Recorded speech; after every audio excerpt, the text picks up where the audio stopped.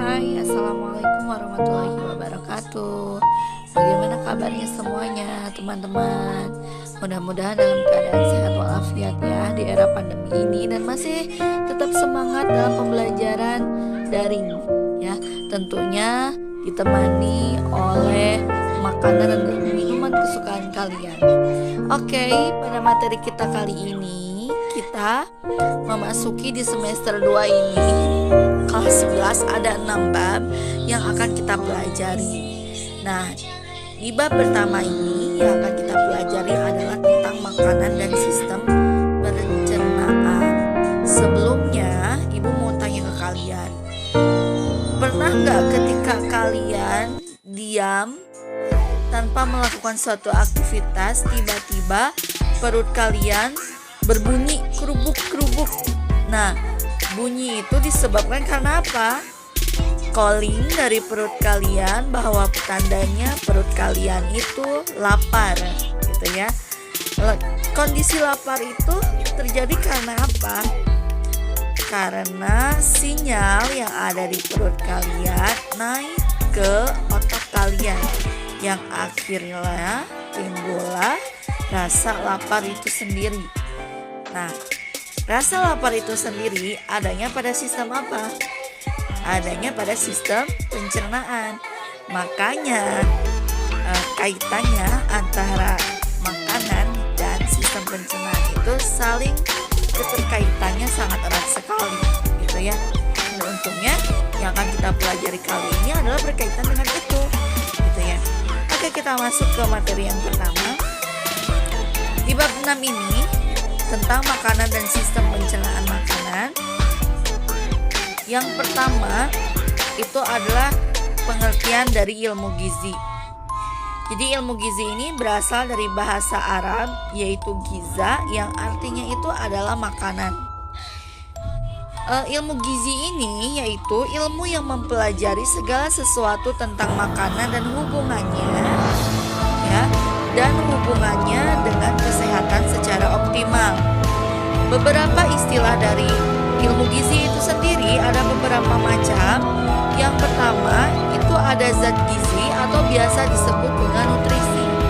Yang kedua ada istilah unsur nutrisi esensial, atau definisinya adalah nutrisi yang diperoleh dari makanan. Oke, kita lanjut. Kemudian ada makanan.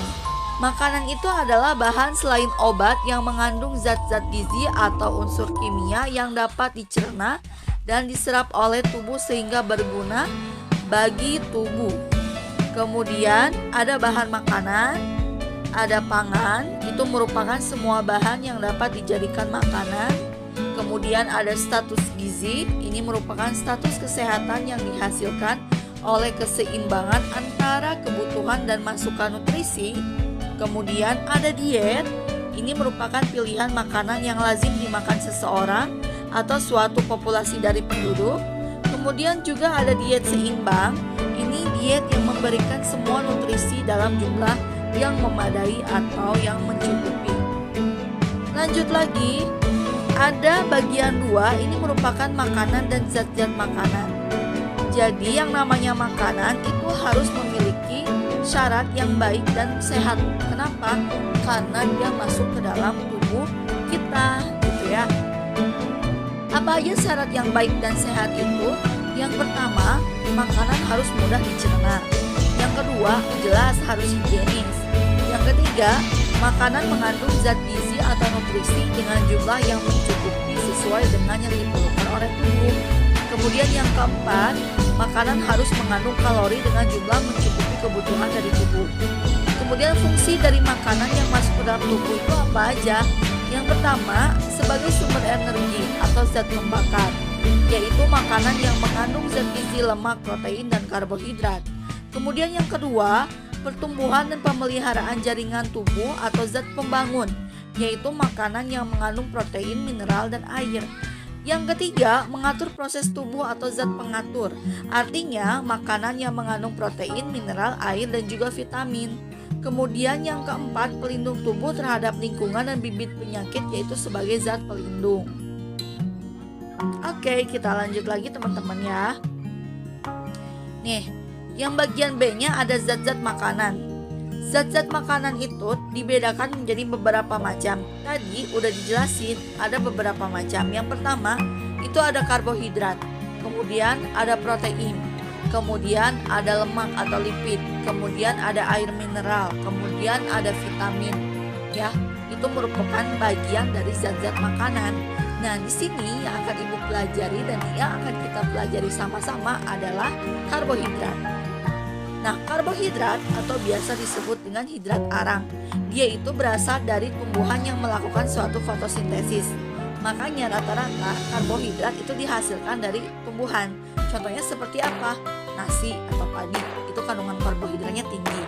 Kemudian kentang, ya, kemudian jagung, ubi.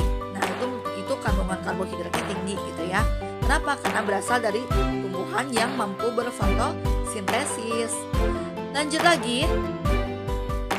Ada A, struktur karbohidrat. Nah, senyawa yang terdiri dari karbohidrat dan oksigen. Ini rumus umum karbohidratnya adalah CN, kemudian H2NON. Karbohidrat ini dapat diklasifikasikan menjadi 3 kelompok. Ada yang disebut dengan monosakarida, kemudian ada disakarida, dan juga ada polisakarida. Ini yang paling terkenal di karbohidrat loh. Selanjutnya, nah, sumber-sumber karbohidrat dari mana aja? Yang pertama itu ada glukosa. Ini biasanya ditemukan pada sebagian buah-buahan, terutama anggur. Kemudian yang kedua ada fruktosa. Biasanya fruktosa itu terdapat pada madu dan juga buah-buahan. Kemudian yang ketiga ada sukrosa. Biasanya sukrosa itu terdapat dalam tanaman tebu, bir, serta sebagian buah-buahan dan juga sebagian sayuran. Kemudian yang keempat ada laktosa atau gula dalam susu. Kemudian ada galaktosa, dihasilkan melalui pencernaan laktosa. Kemudian ada maltosa dalam biji yang berkecambah dan dapat terbentuk pada proses pembuatan bir. Kemudian ada pati, ini karbohidrat simpanan yang dihasilkan oleh tanaman. Kemudian ada glikogen pada hati dan otot hewan. Kemudian ada selulosa, ini merupakan komponen dari dinding sel. Selanjutnya, kalian bisa lihat di gambar. Ini merupakan makanan yang mengandung karbohidrat. Ya, ada roti, ada kacang-kacangan, ada jagung, ada umbi-umbian, ada pisang, kemudian dan masih banyak lagi. Paham ya sampai sini yang termasuk ke dalam karbohidrat? Kemudian selanjutnya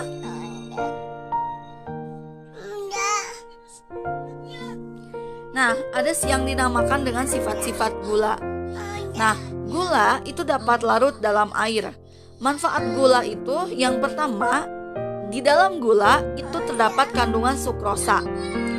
Jadi kandungan sukrosa ini digunakan sebagai pemanis dan pengawet serta memperbaiki cita rasa dan penampilan dari makanan itu sendiri.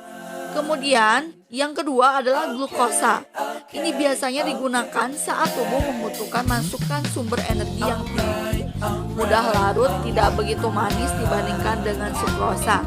Kemudian yang ketiga ada fruktosa sebagai pemanis bagi penderita diabetes mellitus. Kemudian ada fungsi dari karbohidrat itu sendiri. Yang pertama sebagai sumber energi, yang kedua mengatur metabolisme lemak, yang ketiga menghemat protein, yang keempat membantu pengeluaran feses. Nah, akibat kelebihan karbohidrat itu akan terjadi konversi karbohidrat sendiri menjadi lemak sehingga menimbulkan yang namanya obesitas.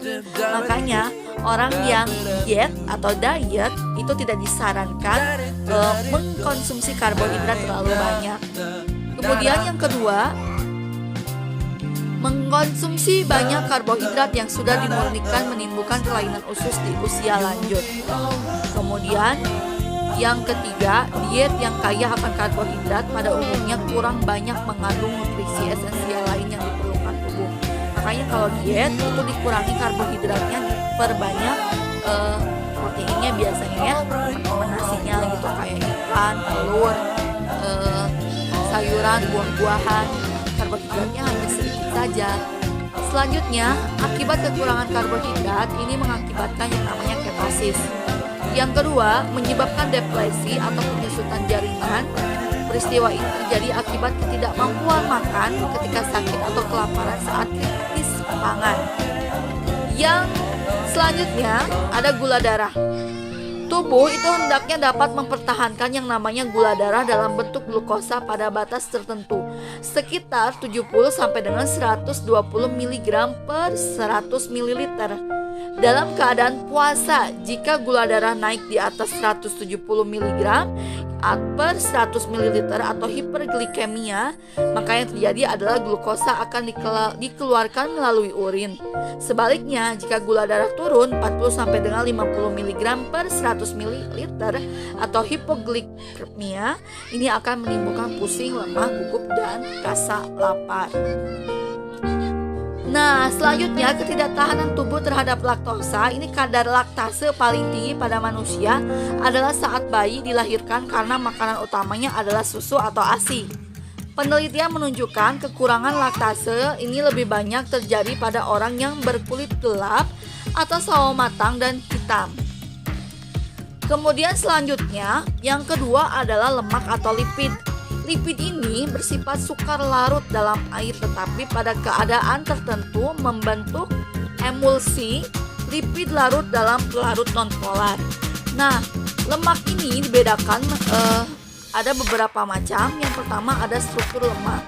Nih, lipid itu tersusun dari yang namanya atom karbon, hidrogen, oksigen.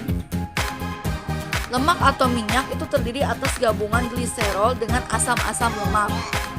Nah, sumber-sumber lemak hewan atau gaji ini berasal dari berbagai jenis hewan. Kalau lemak nabati ini biasanya makanan atau sumber yang dari lemak itu sendiri. Oke, kita lanjut.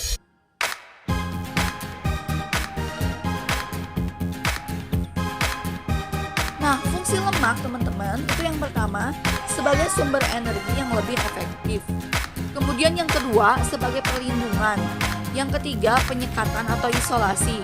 Kemudian yang keempat perasaan kenyang. Kemudian yang kelima ikut serta membangun jaringan tubuh. Yang keenam penyedia vitamin larut lemak.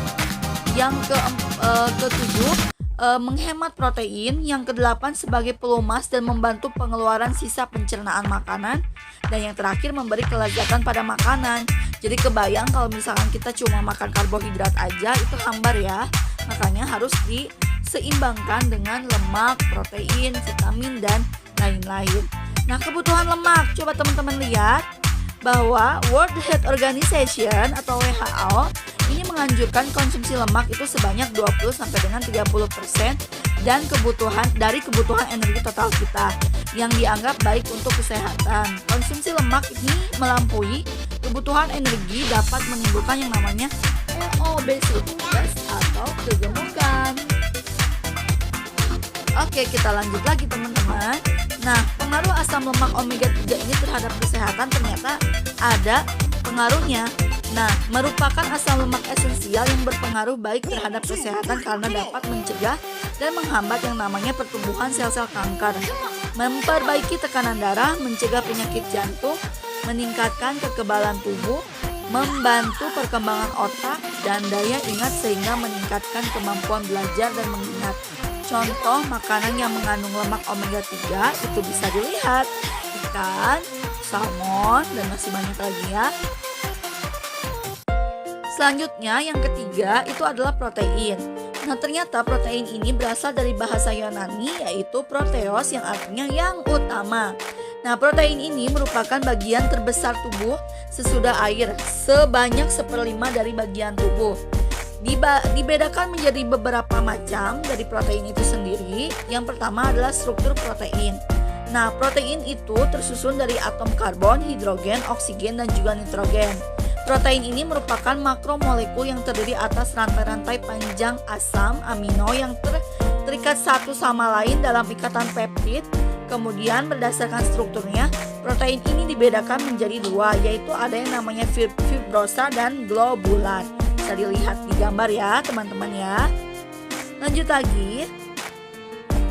Nah, sumber protein itu dari mana aja sih? Di sini akan Ibu jelaskan. Yang pertama adalah daging yang berwarna merah. Daging yang berwarna merah itu biasanya terdapat pada daging sapi misalkan ya. Kemudian yang kedua ada ikan, kemudian ada daging unggas, telur, susu, kerang, dan keju. Kemudian yang ketiga kelompok kacang-kacangan dan hasil pengolahan, kemudian adanya sereal.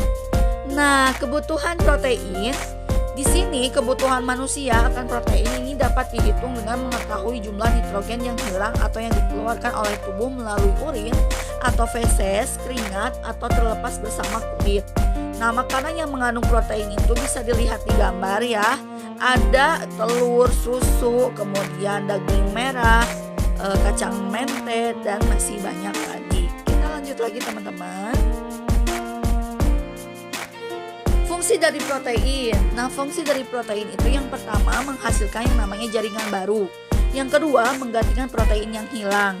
Yang ketiga, pembuatan protein baru dengan fungsi khusus. Yang keempat, sebagai sumber energi. Yang kelima, mengatur keseimbangan air, memelihara kenetralan tubuh, serta membantu antibodi dan mengangkut zat-zat gizi. Nah, akibat kelebihan protein yang terjadi adalah menyebabkan yang namanya obesitas, kemudian asidosis, kemudian dehidrasi, kemudian diare, kenaikan amonia dan urea dalam darah, serta demam. Kelebihan asam amino ini memberatkan hati dan ginjal dalam metabolisme dan pengeluaran kelebihan nitrogen.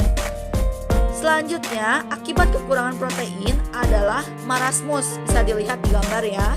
Ini merupakan kekurangan dari protein. Kemudian selanjutnya, nah ada kwashiorkor. Nah ini. Kemudian ada yang dinamakan busung lapar. Kemudian ini gizi buruk. Khas ya, orang yang memiliki kelainan seperti itu di tubuhnya biasanya buncit gitu. Bagian perutnya, bagian badannya kecil. Kemudian selanjutnya adalah vitamin. Istilah vitamin ini pertama kali digunakan oleh Casimir Fook yang berasal dari Polandia setelah menemukan zat dalam dedak beras yang dapat menyembuhkan penyakit beri-beri. Nah, vitamin adalah zat organik yang pada umumnya tidak dapat dibentuk oleh tubuh sehingga harus diperoleh dari makanan yang dikonsumsi. Contohnya itu apa? Seperti buah jeruk, lemon gitu ya. Dan masih banyak lagi karena yang namanya vitamin itu merupakan kadar yang paling banyak yang terdapat di dalam makanan, gitu ya. Kemudian, jika tubuh kekurangan vitamin akan menyebabkan penyakit kekurangan vitamin atau defisiensi yang disebut dengan avitaminosis.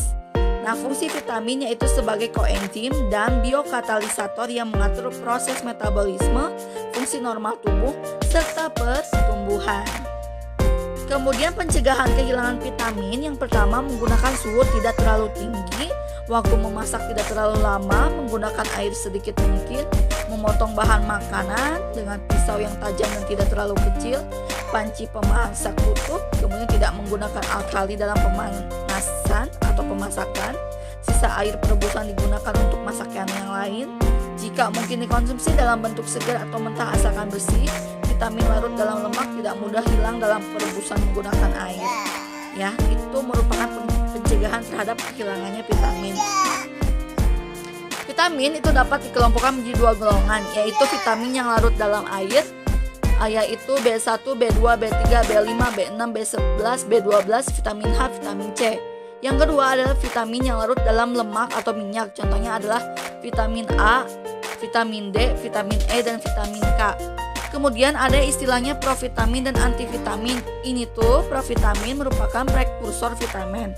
Adalah senyawa organik yang tidak bersifat sebagai vitamin tetapi dapat diubah menjadi vitamin setelah dikonsumsi dalam tubuh. Yang kedua ada antivitamin. Ini adalah senyawa organik yang meniadakan kerja dari vitamin itu sendiri. Kemudian selanjutnya ada mineral. Nah, di dalam tubuh ini mineral bergabung dengan zat organik yang membentuk suatu ion-ion bebas. Nah, fungsi dari mineral itu yang pertama, pemeliharaan keseimbangan asam basa. Yang kedua, penjaga keseimbangan ion-ion dalam cairan tubuh. Yang ketiga, kofaktor. Yang keempat, komponen hormon dan enzim. Yang kelima, membantu transfer zat melalui membran sel. Yang ketujuh, pemeliharaan kepekaan saraf dan otot. Dan yang kedelapan, penyusun jaringan. Nah, mineral itu dibedakan menjadi dua kelompok ya. Yang pertama ada mineral makro, yang kedua ada mineral mikro. Nah, kalau makro itu diperlukan tubuh dalam jumlah yang banyak, sedangkan mikro itu kebalikannya, dalam jumlah yang sedikit ya teman-teman ya.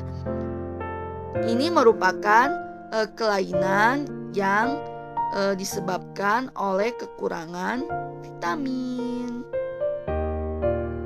Bisa dilihat ya.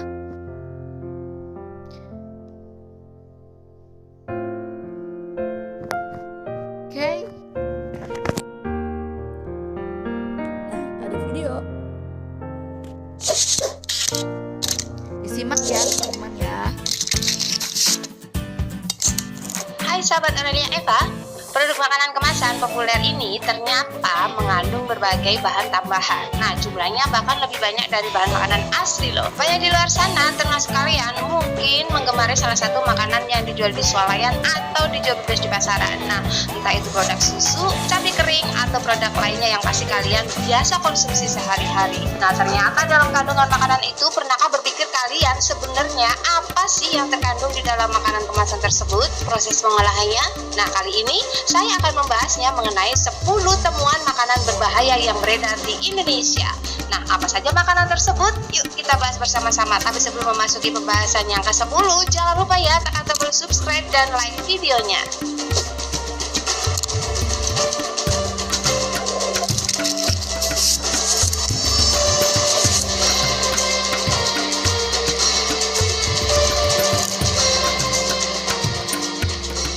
Beberapa waktu lalu beredar video yang diunggah di laman media Facebook. Dalam video tersebut nampak cabai kering yang terlihat habis dijemur. Cabai-cabai tersebut nampak dibiarkan begitu saja tanpa dirawat dan kondisi yang tidak higienis. Bahkan parahnya lagi nih guys, dalam cabai tersebut nampak hewan-hewan kecil berlarian keluar masuk dari gundukan cabai tersebut. Nah, jika dilihat secara seksama, hewan itu adalah anak tikus. Tapi belum diketahui guys pastinya cabai tersebut digunakan untuk apa. Nah, semoga saja bukanlah untuk bahan makanan, karena tentu akan sangat menjijikan jika digunakan untuk membuat produk makanan seperti bubuk cabai atau saus cabai.